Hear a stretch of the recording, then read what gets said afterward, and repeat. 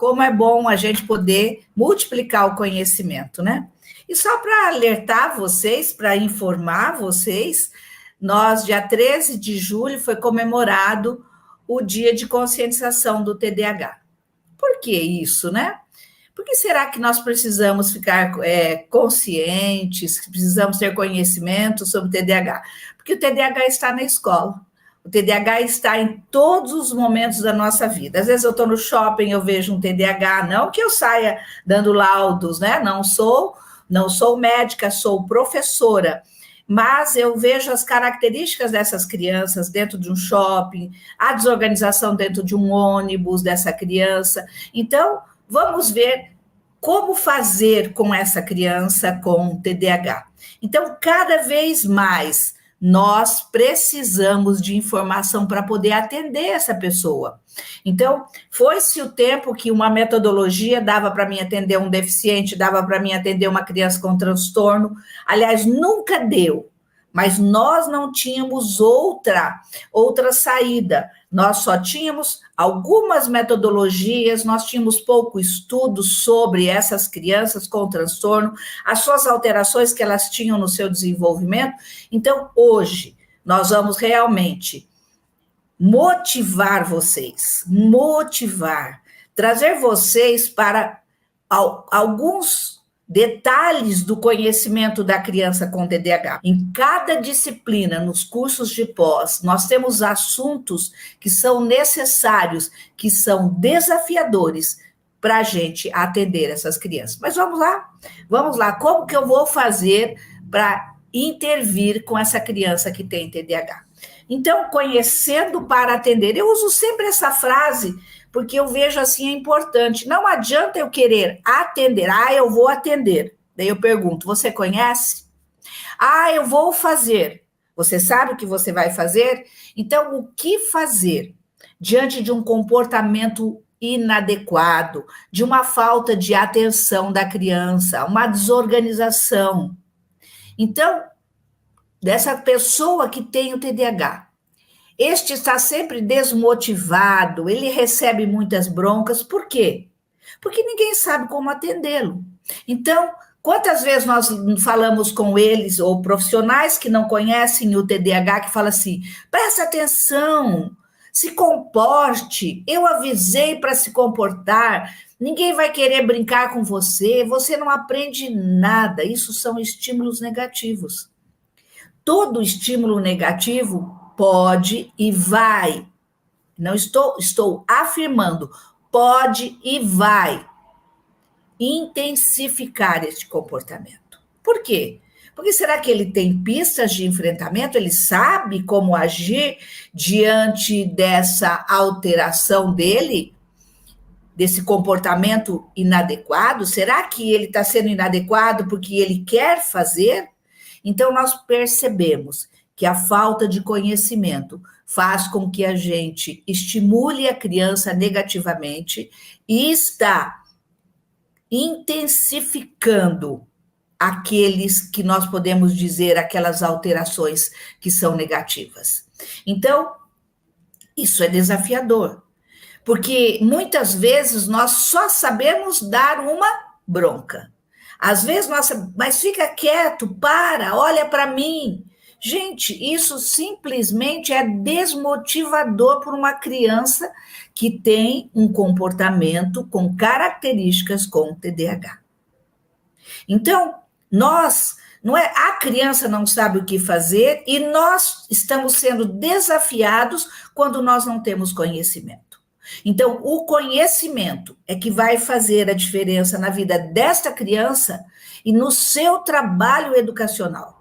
Quando nós sabemos que essa criança tem uma desatenção, quando nós sabemos que essa criança é impulsiva, quando nós sabemos que essa criança é desorganizada, não porque ela quer, é porque o seu cérebro, o seu ser nasceu assim. E nós vamos ter que entender para poder atender, ok? Então, vamos lá. Pelas mais variadas razões, desde a inocência até a falta de formação científica, ou até mesmo de má fé, alguns chegam a afirmar que TDAH não existe. Outros chegam a dizer para a gente é uma invenção médica ou da indústria farmacêutica para terem lucros com o tratamento. Então, olha bem, quem já não ouviu isso? Quem já não ouviu essas informações? Então, essa inocência simplesmente não existe. Isso é falta de formação científica. Se a ciência nos orienta como essa criança tem que ser atendida, por que nós não vamos atrás do conhecimento? Por que nós teimamos em usar as nossas as velhas metodologias para atender essa criança? Então, às vezes, essa criança se apresenta como falta de autocontrole, desatenção. Muitas vezes, a falta de autocontrole, desatenção, acaba prejudicando essa criança nas suas situações do dia a dia. E isso tem um impacto muito grande no comportamento dele e, consequentemente, no ato de aprender. Porque para aprender, eu preciso do quê? Eu preciso de prestar atenção, eu preciso de iniciar algo e terminar algo, né? Qualquer atividade eu tenho início, meio e fim, até para escovar os dentes, até para pentear meu cabelo, colocar uma roupa. Imagine na sala de aula, onde eu tenho que pegar o meu caderno, pegar o meu livro, pegar os lápis, pegar a minha borracha, olhar para o professor, sentar, ajustar o meu corpo numa carteira. Tudo isso requer de organização.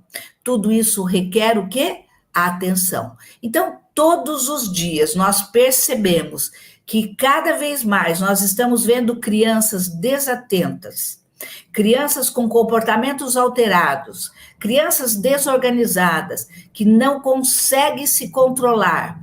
E com isso, o ato de aprender, que requer muitos desafios, é deixado de lado.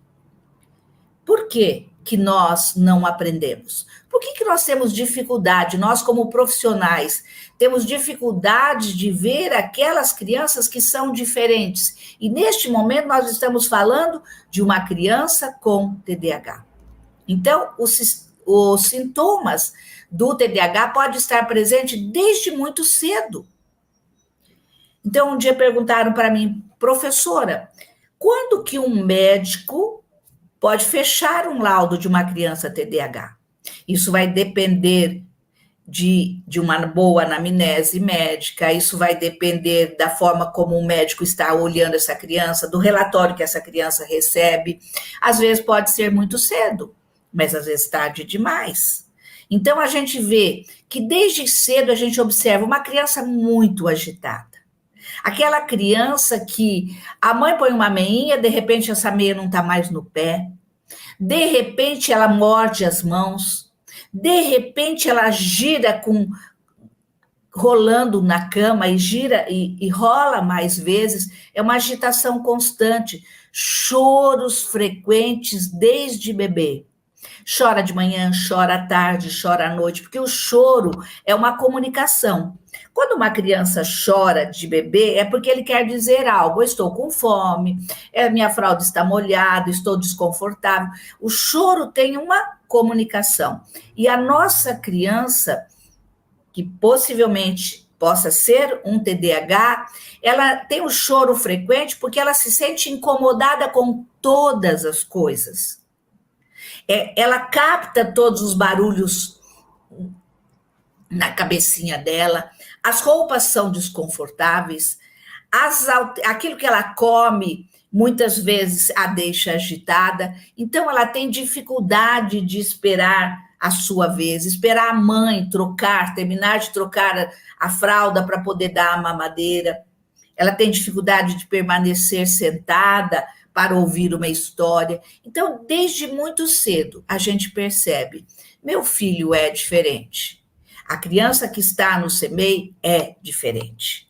Então, a gente vê, não que nós vamos sair dando laudo por aí, nem eu, só se tiver algum médico neurologista aqui nos ouvindo, é eles que têm mecanismos de enfrentamento para dar um laudo de uma criança, mas nós levantamos hipóteses. Nós vemos um comportamento alterado, uma agitação constante, uma dificuldade de ficar sentada, um banho que não termina, um caderno que está sempre rasgado. São detalhes para a gente perceber essa criança. E agora eu pergunto para vocês, será que só com 15 slides que eu preparei, será que é o suficiente para a gente entender todo este transtorno?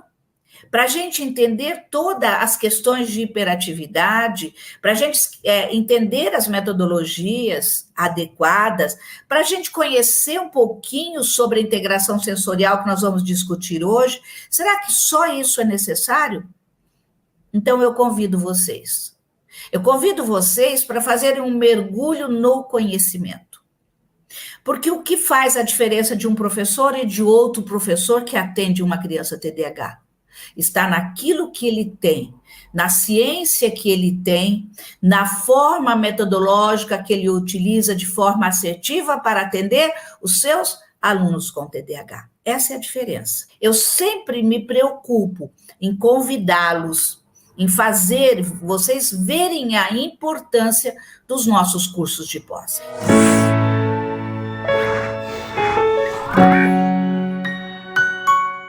Obrigado por assistir até o final. E se você gostou desse vídeo, então não se esqueça de curtir e compartilhar com seus amigos. Isso ajuda muito a gente a disseminar o conhecimento para muito mais pessoas. E se ficou alguma dúvida ou sugestão, pode deixar aqui embaixo nos comentários que teremos o maior prazer em responder. Eu adoro quando vocês contam as histórias de vocês em sala de aula, porque isso enriquece muito a discussão. E aqui na Rema, o conhecimento não tem fim. Quer saber mais? Clique aqui no vídeo que está aparecendo na sua tela para aprender ainda mais. Até a próxima!